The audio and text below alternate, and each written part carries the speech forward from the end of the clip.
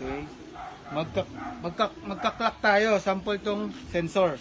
Nag-encode ulit ako kagabi. Ngayon, ika-clock natin. Ito nakakabit sa ibon yung sensor. Kulikit mo yan. Okay. Via NFC, kailangan may data kayo dito. Ayan, pupunta ka dapat sa Kubo. Punta ka sa Kubo Pro mo. Ayan. Nakayan. Via NFC, ayun ang pipindutin mo. Okay. Ngayon, scanning ring tag din. Ayan, wag yan kanya mo muna. Hindi naman mawawala yan. Ngayon, papakawalan ko tong ibon.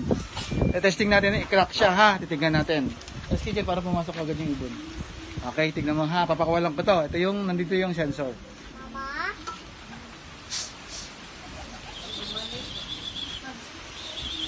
Ayan, tignan mo, lapit mo ko. Ito yung sensor. Tignan mo yung video. Ayan, crack na ako. Hindi ko hinahawakan yung ibon. Nakapag-crack ako, hindi ko wala akong sticker yan. Ayan, okay? Ganyan na mag-crack.